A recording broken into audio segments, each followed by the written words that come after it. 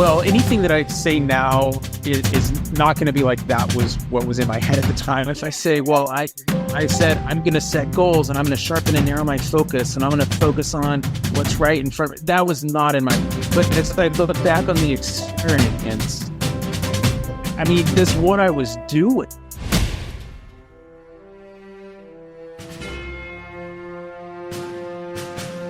Welcome to Mindset Lessons on the Field. I'm Gina Casaza, the author of the upcoming memoir, Training with the SEAL. Today's guest is a former Navy SEAL who was awarded a Purple Heart and Bronze Star of Valor. He was a platoon commander for SEAL Team 1. He has 2 degrees from Harvard. In 2018, he won a gold, 4 silver, and 1 bronze medal in the Paralympics over a period of 8 days and received the Best Male Athlete at the Games. In 2022, he added another gold medal to his collection as part of the 4x2.5 kilometer cross-country mixed relay race. Ladies and gentlemen, it is my absolute honor to introduce you to Dan Cnossen. Dan, thank you so much for being on the show.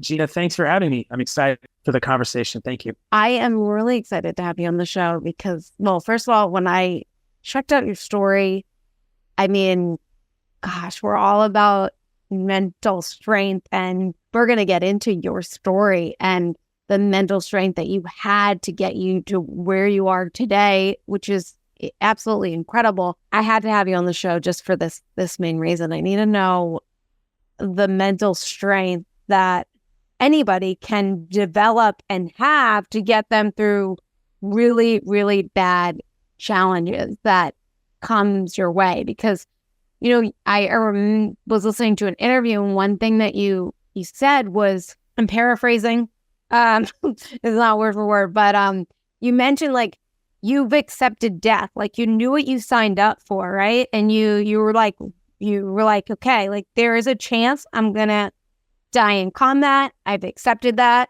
but you never thought of the injury, right? And then we're like, and that happened to you. That is a hard pill to swallow. It's a hard reality to, come to terms with. So I'm really interested in exploring and understanding how you got through that and how you continue to get through that on a daily basis. But where I want to start is the beginning of when you knew you wanted to serve your country, and after high school, when you were accepted into the Naval Academy. You know, it took 4 years for you to go to selection to go to BUD/S. So I want to know, like, when did you know you wanted to become a SEAL?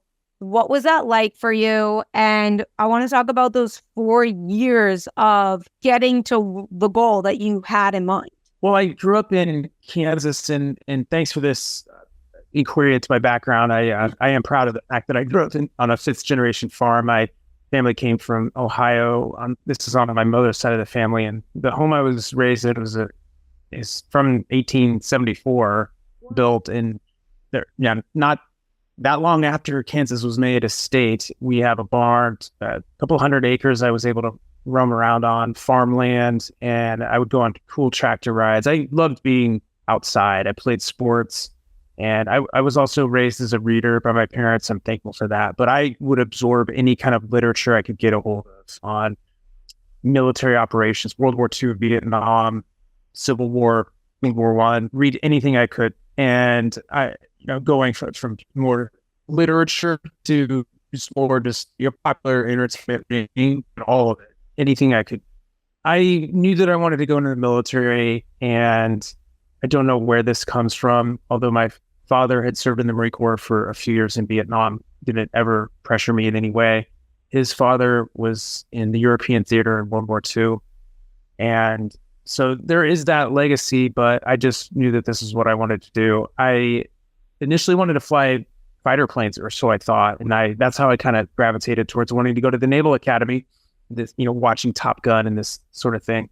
But changed my mind, and I decided that I wanted to be a Marine. Still, though, would make sense to go to the Naval Academy. So I had this goal early on. Fortunately, by the freshman year of high school so I could stay on track for the 4 years in high school and do the things that I needed to do to be a viable candidate, get good grades, demonstrate some leadership. And of course, my natural interest anyway was sports. But I got into the Naval Academy. I also, in high school, was part of the Sea Cadet program. And for that, it's modeled after enlisting in the Navy. I went off to Great Lakes, Illinois, where the Navy has its real boot camp. And we're in Navy boot camp. We're in Sea Cadet boot camp right beside people going through Navy boot camp. And so I got that exposure. I got to go to SEAL training as part of the Sea Cadets. And that was 2 weeks in Virginia Beach the summer before my senior year in high school, where I got exposed to what Hell Week would be like if I were to ever go to BUDS, Basic Underwater Demolition SEAL training. I got exposed to missions and mission planning and sneaking around, and we got to shoot guns and do obstacle courses. It was, other than my borderline fear of the water, it was a really cool experience. But I didn't think at the Naval Academy that I would have a chance of getting one of the 16 spots in my graduating class to be selected for SEAL training because it's so competitive and I wasn't really good at swimming, borderline scared of the water. So by the end of my first year, though, I changed my mind. And this is what I wanted to do. I had my circle of friends. They wanted, for the most part, wanted to do this as well and work together to help each other out. For me, I needed just to get in the water, get more comfortable being underwater, swimming faster, and this sort of thing. So it was don't really have an answer as to why I wanted to do this, but I felt like it was the thing that I should be doing. It did not feel like a choice. And so I think that this is an organic thing coming from within.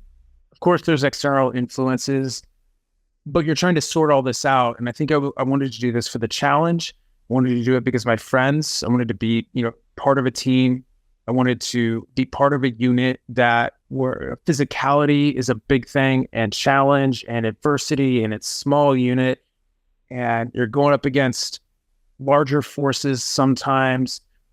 And so all of this, and then 9/11 happened my senior year at the Naval Academy. And so now this is going beyond just a challenge and a cool job. Is to, if I get through this training, if I get to go to the training, if I get through the training, I'll be part of the nation's response to those acts. It all formulated senior year at the Naval Academy. So you mentioned there were 16 slots. How many of you were competing for those 16 slots? I would say by our senior year, first class year at the Naval Academy, there were in the 40s, 45 or so who had gone through the process. And this process really starts the junior year, the second class year. Starts with a mini BUDS screener to go to mini BUDS that following summer. So the summer between the junior and senior year. And it's important to go to mini BUDS. California, where BUDS occurs, and you go through, again, another sort of kind of similar to what I had done with the Sea Cadet camp when I was in high school back then. I wasn't in the military. And I'm shocked that they were letting high school kids shoot MP5s and do the obstacle course, and real Navy SEALs were running us through this training. I'm shocked. I don't know if that program exists now. But anyway, mini BUDS was going to be a kind of a similar thing where you go through sort of a one night of misery that is modeled after Hell Week.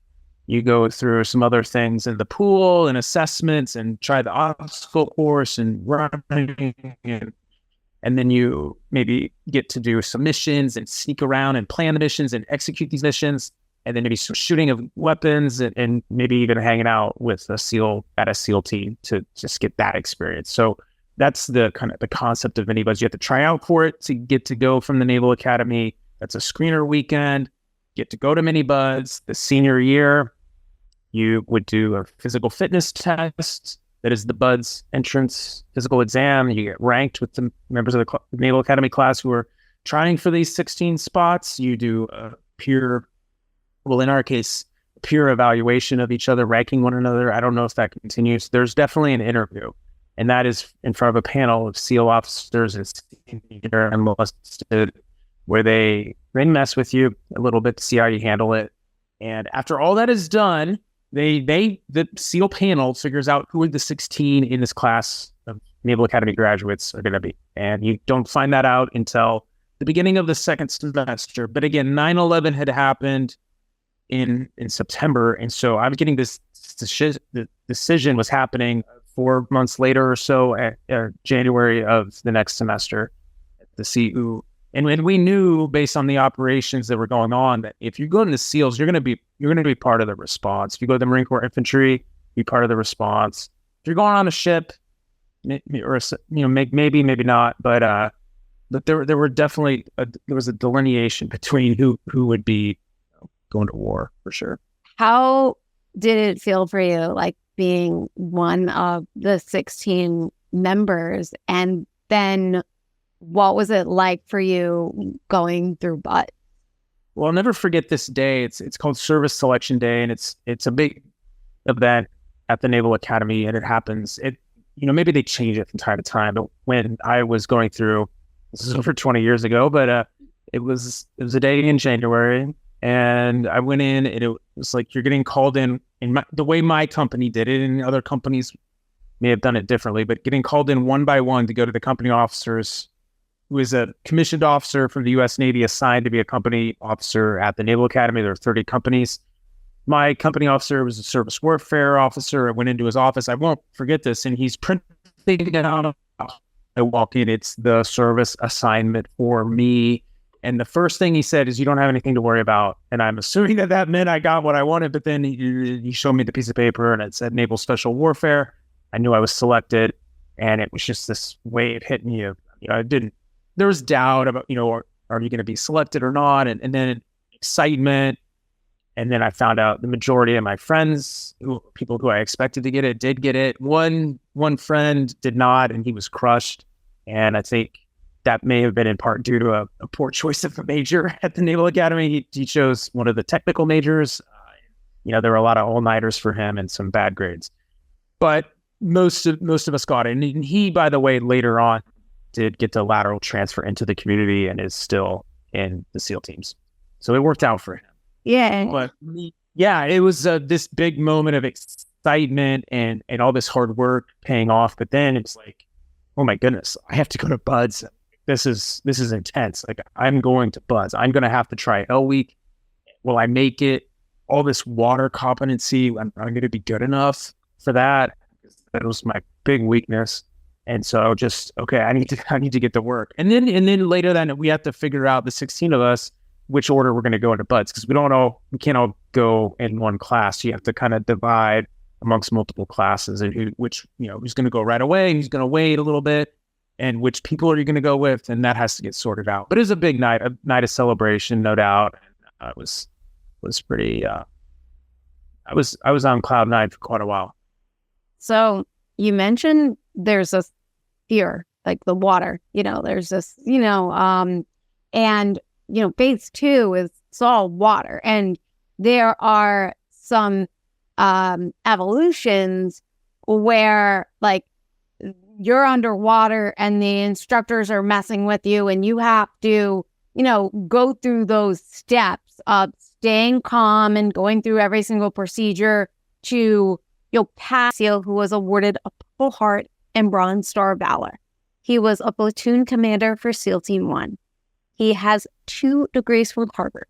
In 2018, he won a gold, 4 silver, and 1 bronze medal in the Paralympics over a period of 8 days, and received the Best Male Athlete at the Games.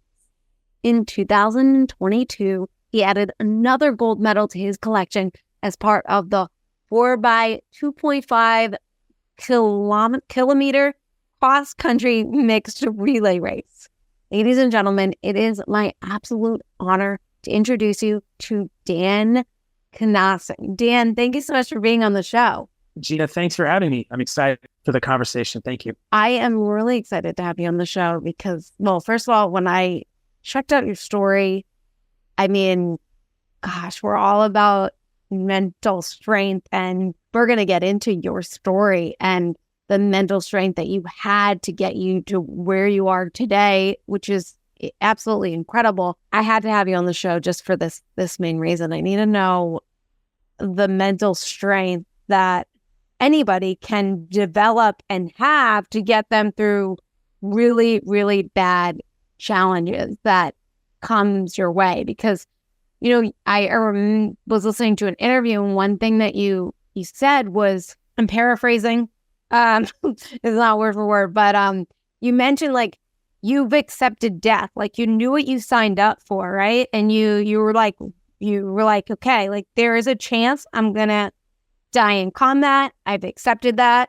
but you never thought of the injury, right? And then we're like, and that happened to you. That is a hard pill to swallow. It's a hard reality to, come to terms with.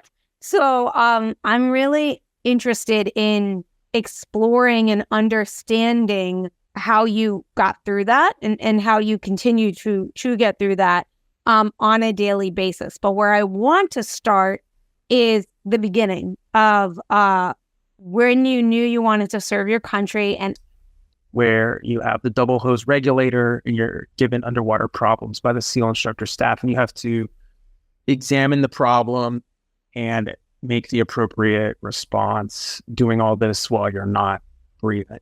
And that can be tough. I actually did pretty well at it. And the harder thing for me was actually some of the stuff that occurred in the first phase to include life-saving, because in life-saving, you're trying to demonstrate proper life-saving technique to a SEAL instructor who is simulating that they're drowning. And in my case, I had, I think, a 250-pound football player from college. He's now a Navy SEAL, but he's wearing a dive belt, pretending like he's drowning in the water. And I failed the first time, failed the second time, and the third time, and I keep getting the same guy. And the third time, it was like a different day and the weekend in between. And so I had work to practice in a swimming pool on my own. I'm coming back, and it's like, you only get 3 chances. And if I fail this one, I'm going to get rolled out or dropped from training, major stress. So I had to nail it. And I had told myself, I'm going to drink half the swimming pool, combat training tank if I have to, but it got to keep his head. He's not even going to know if I'm using the right technique or not, but he knows if his head is under the water. So I developed my own kind of technique, and that ended up working at all costs, just keep his head above the water. But that was the most challenging. There was the underwater 50-meter swim. There was the drown proofing, all this stuff. And I had to practice. But I will say that it's exposure, and it's taking small steps. And each day you get a little bit better. Having faith in yourself.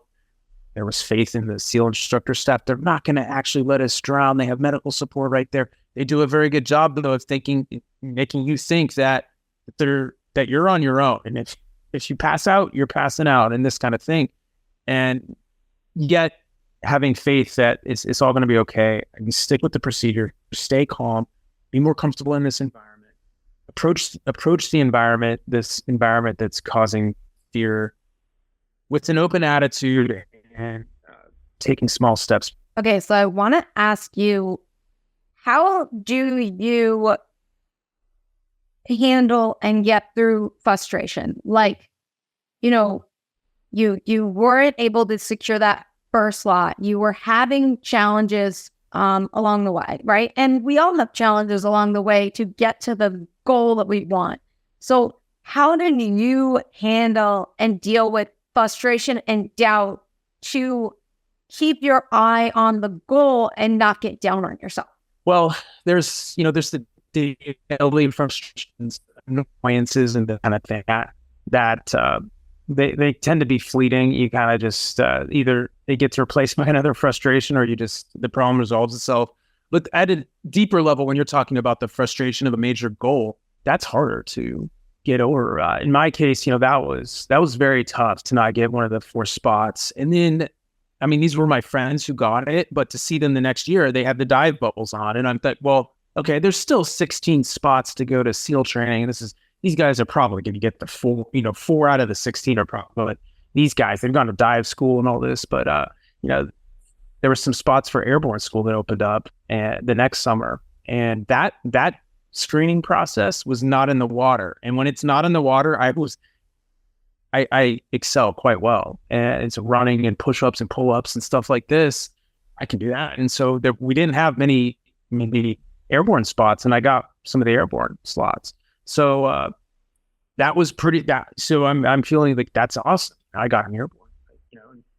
There's other summer trainings you can do at the Naval Academy between the academic years, but it's limited, the ones that actually would pertain to like wanting to be a SEAL or to help with SEAL training. So to get airborne, even though I had to go to Army Airborne School at Fort Benning, Georgia, which is a miserable experience for static line training, it was cool because it was like, okay, I've got jump wings now. That's that's like a leg up on the competition. And so, you got to have faith in yourself. You got to have faith that there's going to be setbacks. There's going to be deviations from the pursuit of a long range goal, and the realization of that long range goal is not going to be easy.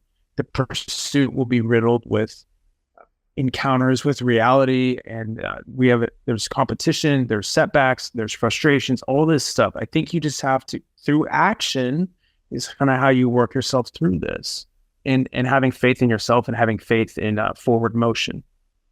Now, you mentioned the mentality of SEAL training that helped you in your future from when you were going through really, really tough challenges. So I want to know, what were the lessons that you learned there that ended up helping you in your future?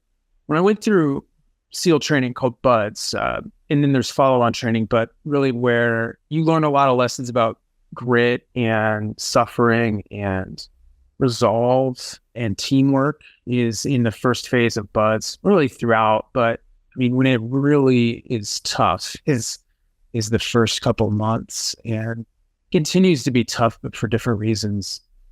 But when you have the highest attrition, people quitting, that happens early on. And then there's that infamous Hell Week. And a week is just 1 week, but there are other weeks that are very difficult. And the lessons that I learned were, when something's really difficult and it seems momentous, or like you're having to summit a major mountain, you can't be trying to look at the peak when you're down at the base of it. You got to just segment and sharpen and narrow your focus on what's right in front of you. Focus on, in my case, I was a junior officer, or try to be a leader. And when you're, I think, acting like a leader should, should be more concerned about the welfare of the team and how are people doing, checking in with them, because we have peaks and valleys within Hell Week, and it's this sine wave. You're riding high. You think, you have confidence, I can get through this. I'm feeling pretty good. Wednesday's around the corner. Let's do this. And then like 2 hours later, you're just like in the lowest of lows. Like, oh my gosh, it's only Tuesday night. When is the sun going to come up for Wednesday morning? Like, how can I get through this? I'm hungry, cold, or what? So-and-so just quit, and I thought he was going to get through. So you have these ups and downs, and you should check it in with other people. Like, how are you doing? Hanging? I haven't heard from you in a couple of minutes. You're quiet, or something like this. Checking in, being a leader, thinking about other people takes the pain away from yourself. So that's it. The point here is, when things get really difficult, sharpen your focus and narrow it. And sometimes it's a micro focus. Make it through this evolution. Make it to the next meal. Make it through tonight. I want to just get to the sun. I know I can get to when the sun comes up that next morning, even though it's only Wednesday morning. Whatever that case may be. And when it's really difficult, it might be, I need to just get through the next minute. I need to take 10 more steps. And then if I really need to quit, I can quit. You take the 10 steps, realize you did that, you can do it again. Okay, under this law, or under this flow. So that's what I mean by sharpening the focus when things get really difficult. And then you learn what it means to be a good teammate. And that you can't fake this in Hell Week. You are either a good teammate or not. And people know who's slacking off a little bit. You should all be carrying equal amount of the weight under the boat, under the log. But if you're slacking off, you can't fake that. And as an officer and a boat crew leader, that would be a mortal sin to just be slacking off and letting the guys who I'm supposed to be leading, letting them carry more my share of the weight. I mean, that would be just sacrilege. And so for me, I always thought, like, show up in BUDS absolutely in good shape with maybe a little bit of extra skin on me for some insulation, but to have tough legs and they'll just go, to be fit, because I don't want to have to tap into my mental fortitude until like a few hours versus someone who isn't in shape. They're having to tap into their mental toughness right away. Maybe for me, if I'm fit, I can go a little bit longer before I have to tap into it. So you learn about the importance of eating and fueling, and you start to appreciate sleep and how valuable it is. But for more than anything, though, the number one lesson out of Hell Week is that whatever your mind is saying you can or can't do, just know that your body can do a lot more.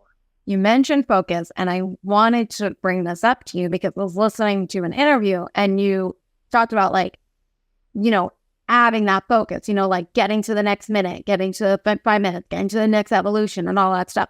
And it reminded me of why in my mornings, I do this meditation.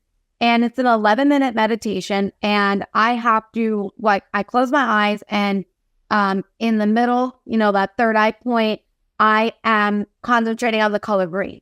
And let me tell you something. It's an 11-minute meditation, and 600 times I have to reshift my focus to the color green in the 11 minutes. And I always say to myself, let's just do a minute of just the color green. And it's I can't even make it to a minute. It's your mind, it gets you in all these different directions. So I want to know, is that similar? Did you have to shift your focus many times to that target that you put on yourself, whether it was the next minute, the next 5 minutes, the next evolution? And how do you shift that focus? How do you stay connected? And when you do go off track, how do you catch yourself to go back on? These are great questions, and I can completely identify with your scattered brain. I mean, I try for reasons of calming and for focus training, I try mindfulness as well and tracking my breath.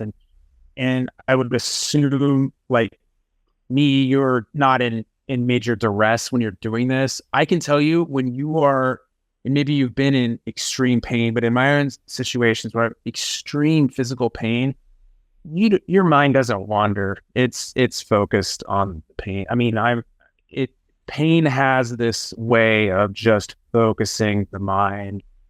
It's in other situations that are not as extreme that the mind wanders, long range thoughts, doubts, all this kind of thing.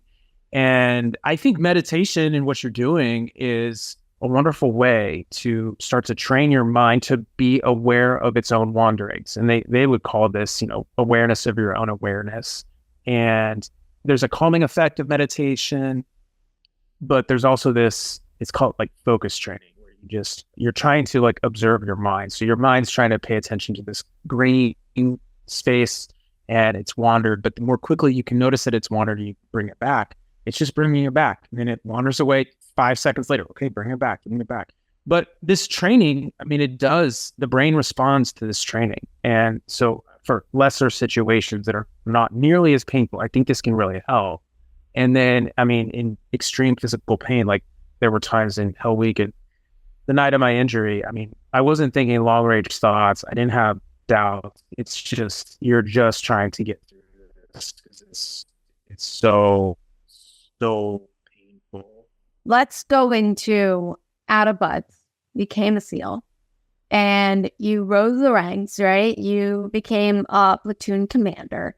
And what I want to know is, what makes a good platoon commander? What makes a good teammate? And how did you develop good leadership skills to become a commander that is respected and listened to? And if you had any struggles or setbacks or any hard times that you leaned on to become stronger and better? Well, I think to be a good leader and a good platoon leader in this context, to be a good leader in general, the number one thing is care about the team. And people know that. People know whether you care about it or not. It's not something. Now, if you naturally don't care about your teammates and you're a leader, I would question why you should not be doing this job. And but I mean, I think there's mastering your craft and technical competency and all this, and in some, in a platoon, if it was one or the other, absolute competence as a platoon leader, total technical competence, but don't really care about the individuals, don't really, just a jerk to them, and this guy, that's not really going to work. And if it's the other case where you really do care about them, really just genuinely care about their safety and well-being and their interests and all this, but you have zero tactical or technical competences, that is not going to work either. And so, I mean, I hope that the caring about people, but, taking care of the team, that mentality, I hope it's there. But then, working on mastering your craft and studying and learning, because the safety of the team, the execution of the missions depends upon this.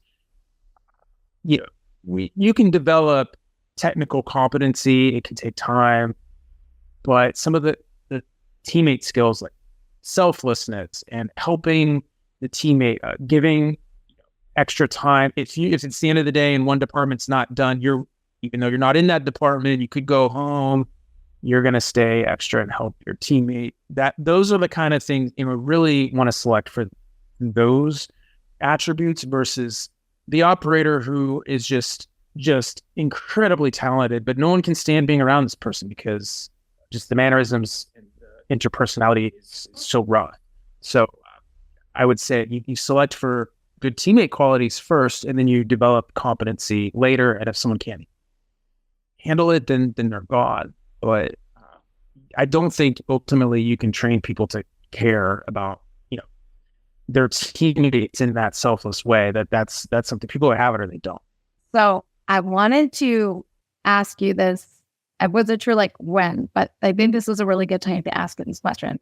You had something really special that not many people get to experience, and that is you work with teammates that would literally die for you. And you found that out, and you experienced that, but you knew that, right? It's in the SEAL community or in the Special Forces community, it's you have a bond with these guys that that they would die for you. And that's just not a saying. That is an actual literal thing that could and does happen. In the civilian world, it's not like that. In the civilian world, especially working in business or working with people at your job, there are people that wouldn't do that for you. What is that like? And how does that get developed? How can businesses and how can people that run companies or work at companies, even not in that top tier leadership role, can strengthen and develop a bond to have what you have and experience? It comes from hard training. It comes from selecting people. And in that hard training, if you're not a good teammate, and being a good teammate means carrying your share of the weight and caring about other people and getting along with them and be, normal human stuff. But if you don't have that, your teammates, your boat crew are going to find a way to drive you out. It bring you to the attention of the SEAL instructors. You're gone.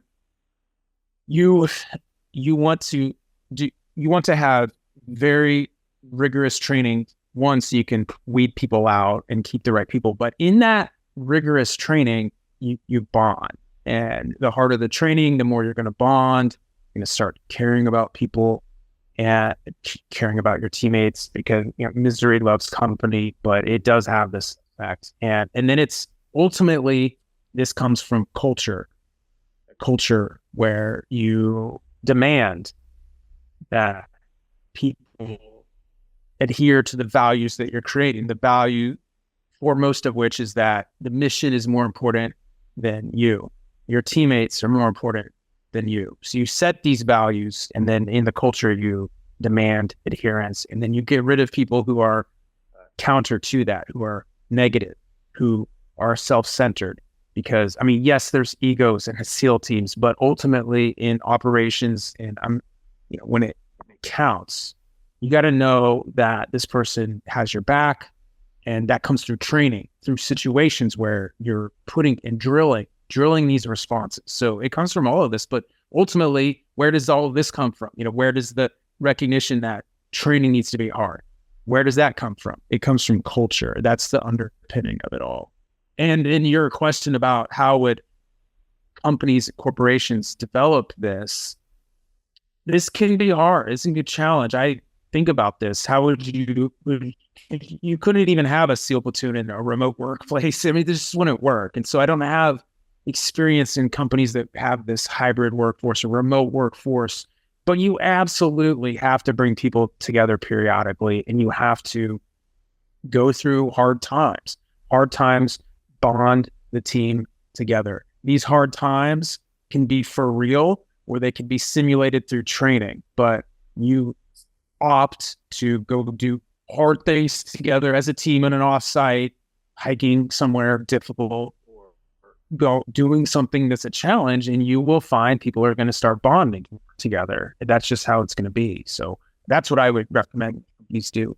I want to talk about that really bad day you had in combat and how your team saved your life, and how they had 2 minutes essentially before you were dead, you're gone, and they had to react really, really quickly and stay calm and do what they needed to do to get you down that mountain, to get you in that helicopter, and the way that they acted, how they ended up saving your life, and that day that essentially the old you died, or the new you came out of this. And I want you to talk about that. I want you to talk about that experience, if you don't mind. I know you talked about it 100 times, but for our listeners on the show, sharing that story, and also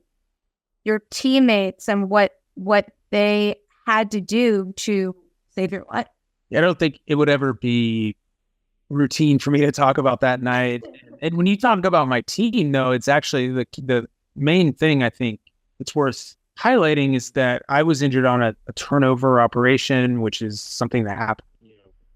You can't stay on deployment forever, and there has to, unit has to replace you, and there has to be a transition, and like the right seat, left seat kind of thing, where you're coming in, you're showing them what's going on. Maybe they're not all here yet, but then there's a transition. There's only so many beds, so you can't have all of both units there. So there's this phase transition, and it was in this phase transition where I was injured. I had deployed to Afghanistan. I was a platoon leader. Most of my platoon was still in the United States. We were on a nighttime operation. I'm shadowing. I'm not in a position of leadership. And in the course of this nighttime operation, I was with a small group of people up the top of a hill.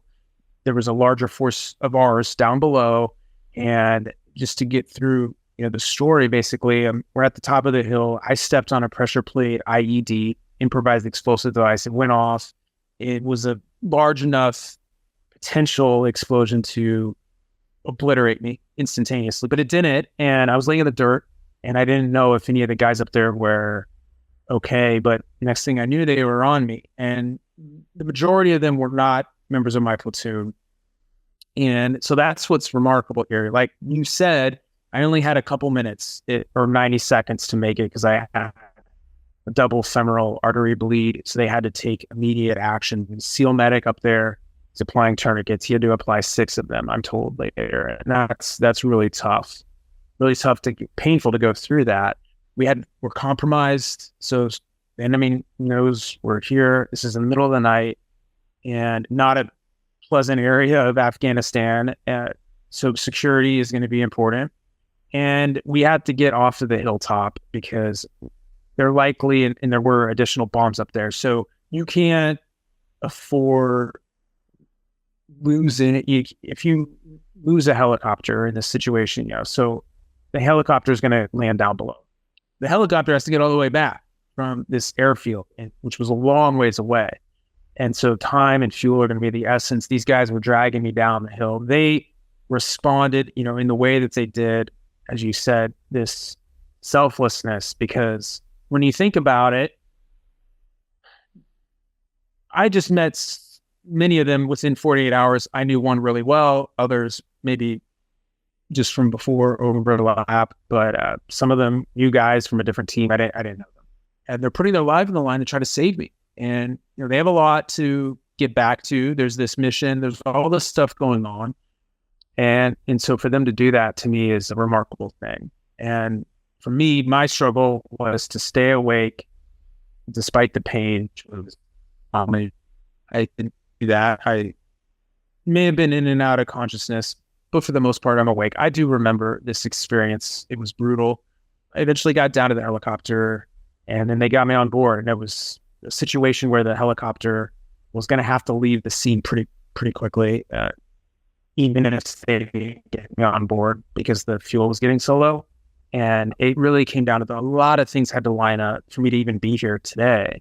But yet it did line up. And there were a lot of people who I can thank and should thank and would thank in person if I knew who they were. But a lot of people, from the pilots and the air crew to medical people at different hospitals that I was never awake for, to include Germany. I was there, and back in the United States at Bethesda Naval Hospital where I ended up. But I woke up from a 10-day medically induced coma, and I'd been out. I found all this stuff that had happened. Like they got me on the helicopter. I remember that. I remember seeing a light in my face, and then apparently I was flown back to the field hospital. The guys continued with the operation. They eventually came back from the operation. They cycled through all to see me. They were told I probably wasn't going to make it, but I did take a turn for the better. I was transferred up to Bagram Air Force Base, from where we had been operating, so up to the main hospital in the country. From there to Germany, you have to be well enough to be stable to be flown to the next echelon of care, eventually back to the United States. And all of this is happening. I'm in this medically induced coma. And then it's shocking to hear that I came very close to not making it, and yet I have no recollection of this. It's relatively simple. When I'm getting dragged off of the mountain, and it's sort of my primitive is stay awake. That's the fight. There's some willpower there. But when I was in a medically induced coma, it's sort of like I would say it's disconcerting, because the part of me that would rationally say stay in the fight is not there, and everything's happening at some other level. And it was like a black hole. It's just wake up, and I'm already back in the United States, and yet all this stuff had happened. So it's for me to dwell on that is it can be disturbing, but it's also just kind of amazing to even be here. And it's sort of like a second take on life, and that can be liberating.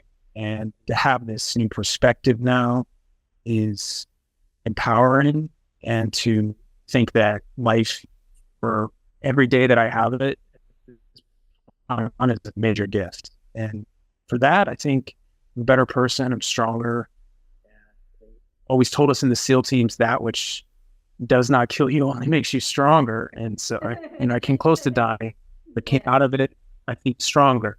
I want to ask you what it was like you asked the question, like, do I have my legs?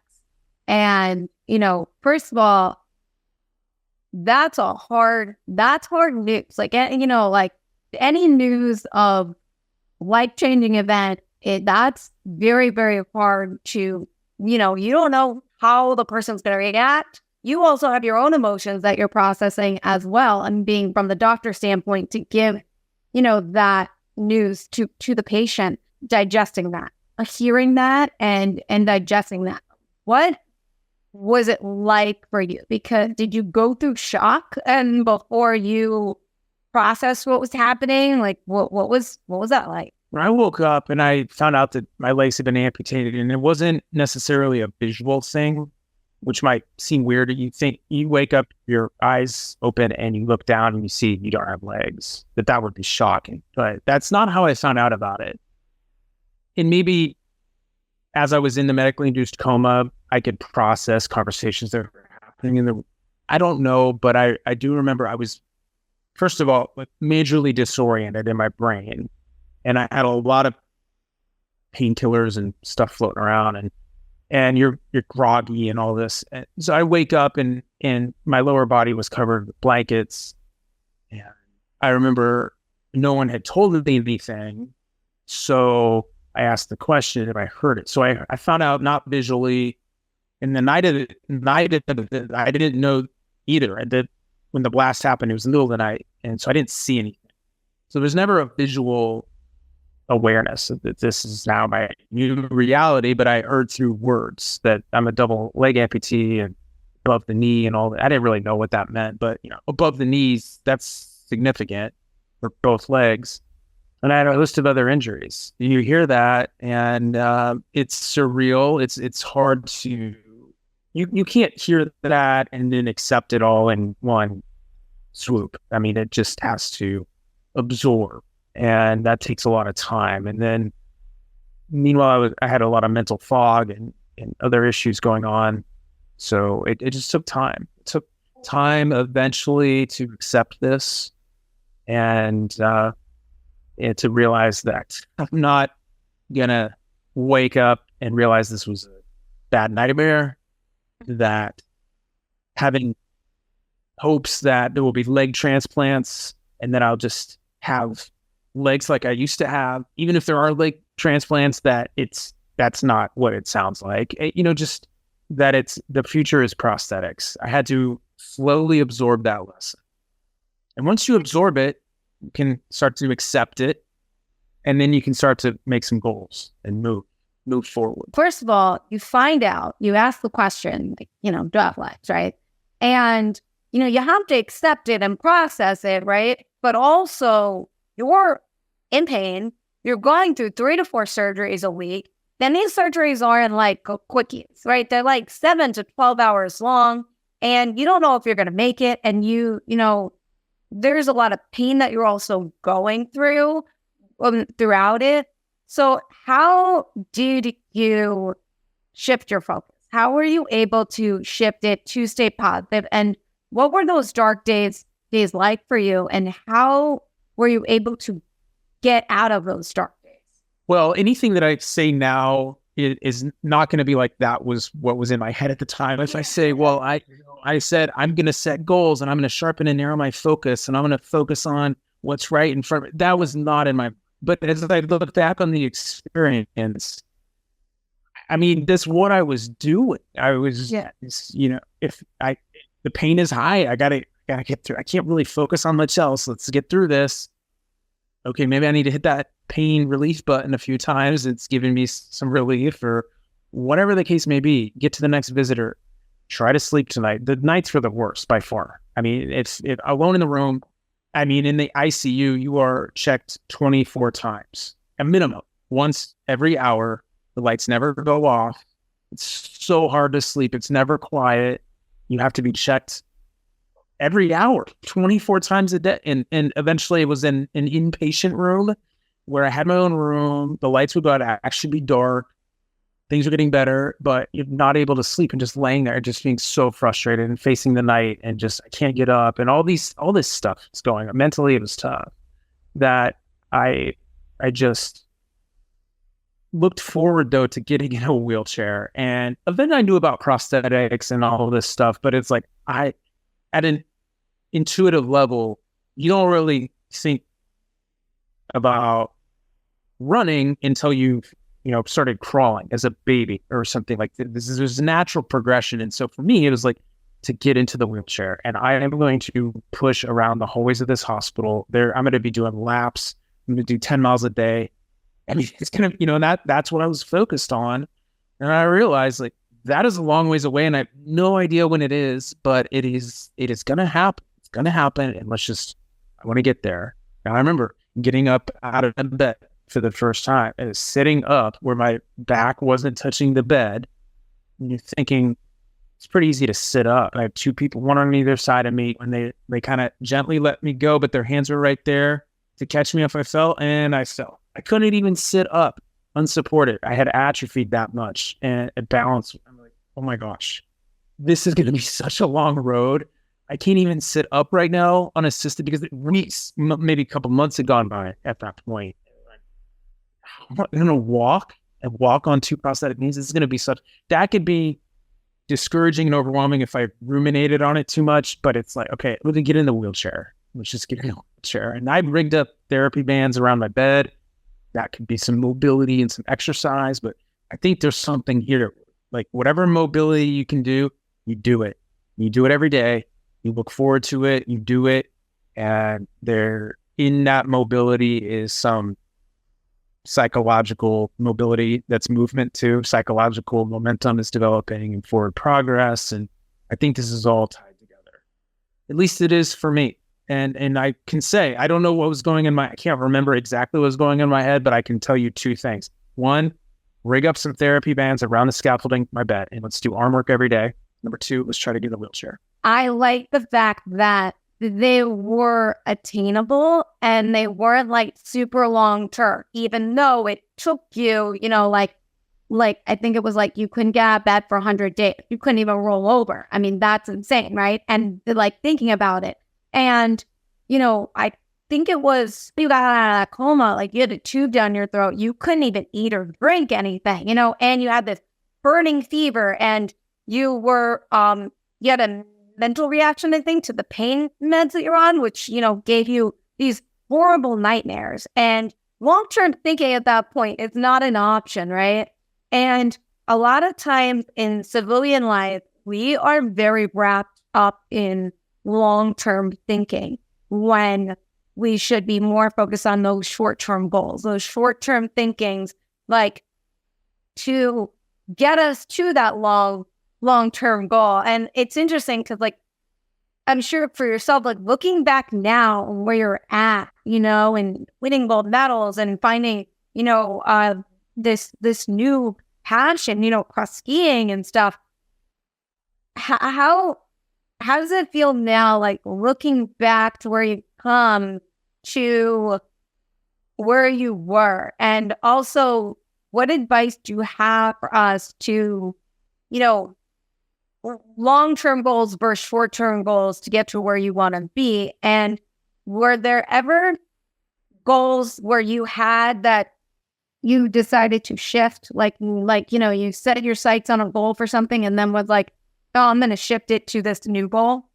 Sure. I remember thinking, I'm going to get my prosthetics eventually, and I'm going to get back to being in the SEAL team. I think people were telling me some unrealistic stuff about what amputees are doing. And certainly amputees had returned in the Special Operations Forces. Amputees had returned.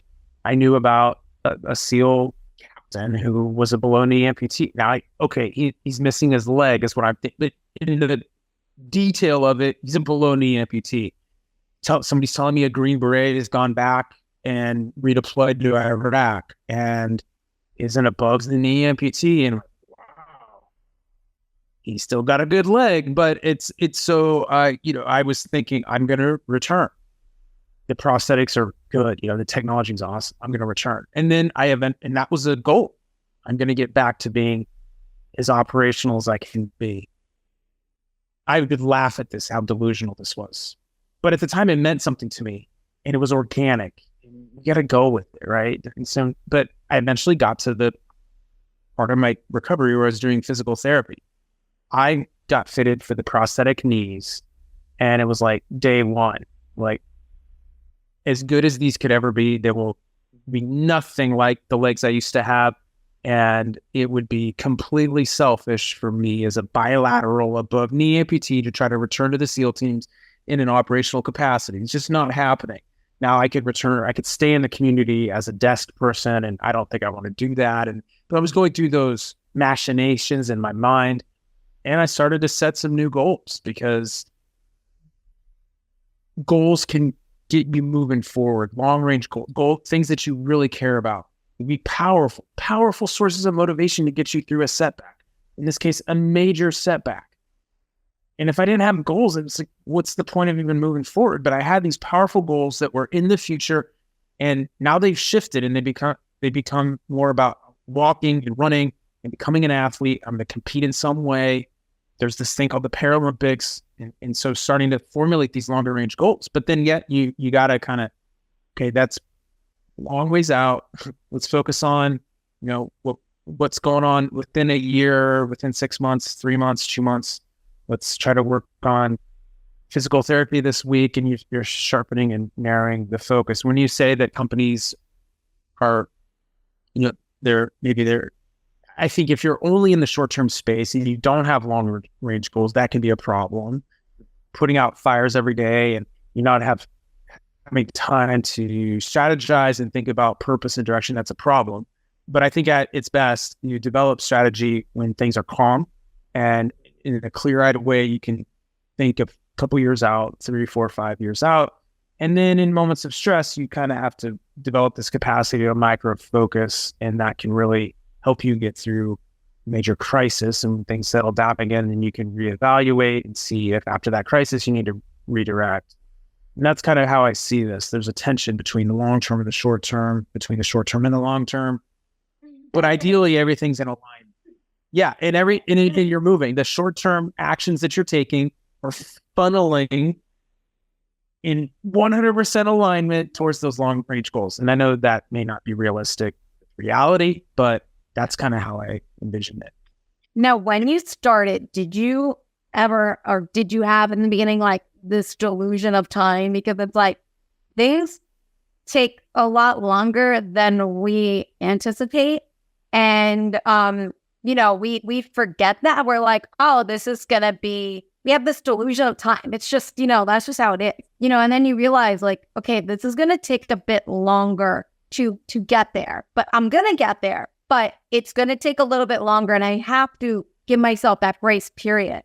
Did you experience that? And if you did experience that, how did you stay positive and not frustrated? Well, I would say doctors are pretty good about putting you back into reality.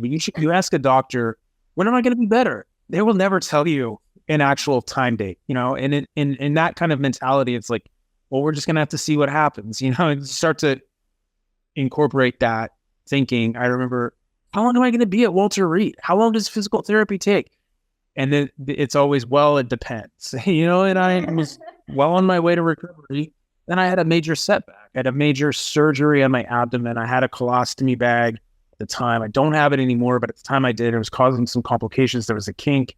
They had to cut me back open vertically, 6-inch incision vertically across my abdominal wall. And I mean, a major setback, because learning how to walk, it all comes down to core and hip strength. And so I had just started running even, and it was a major setback a year and 3 months into my recovery. It's just like, when is this going to end? And so I got through that, and then they had to cut me open a third time to reverse the colostomy bag to take it away. So, but again, another 6-inch vertical incision across my abdominal cord. And so it was just setback, recover.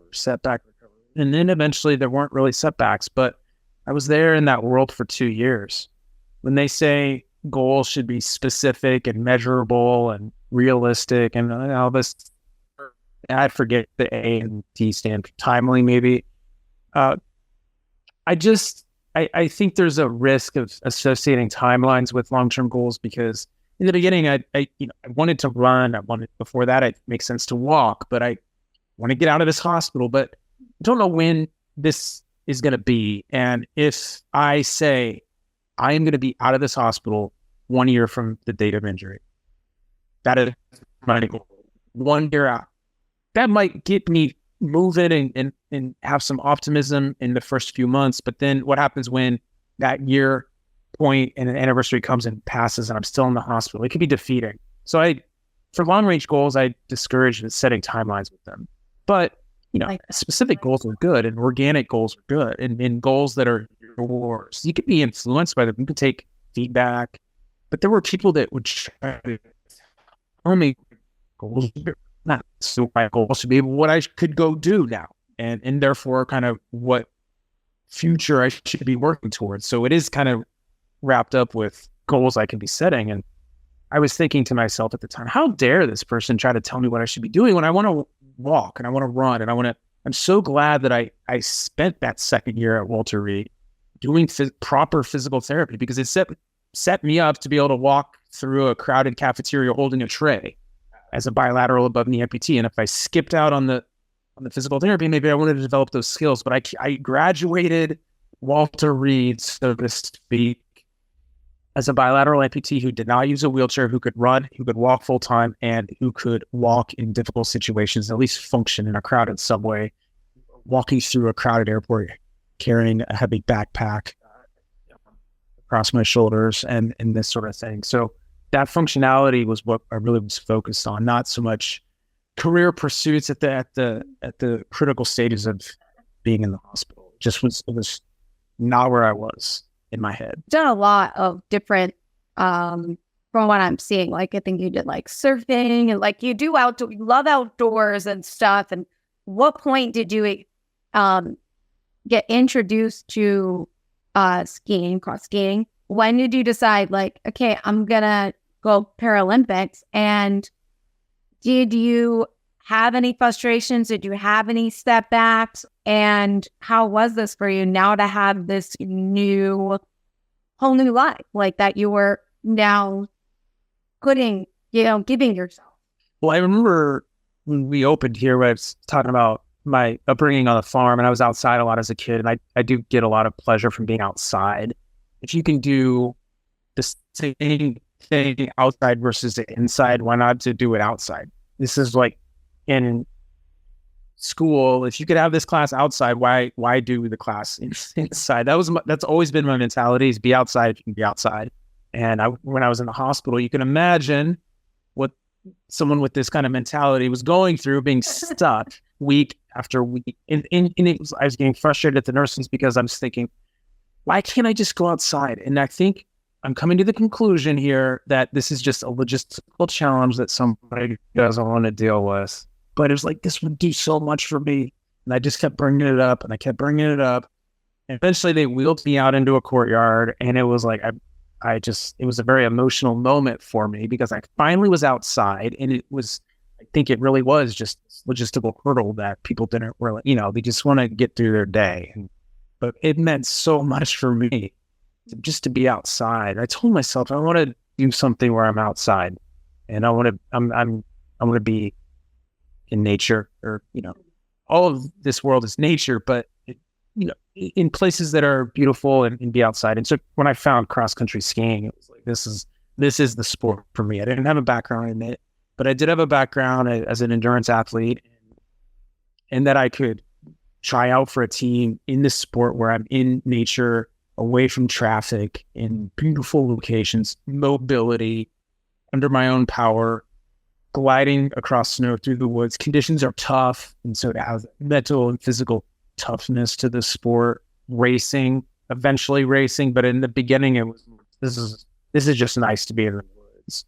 And then try to make this team, train, set goals, work towards the goals, put the training to the test overseas in competition. It just made sense. And it felt like this is the one thing, the Paralympic program.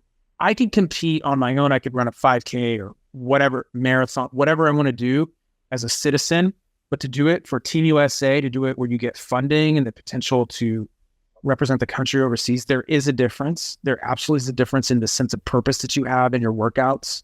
And I gravitated towards that. And it was, for me, the one thing that I could do still professionally, or at least where I think this is my job, where as a person with a disability, it doesn't matter. In fact, that's what I have to have in order to be an athlete now, because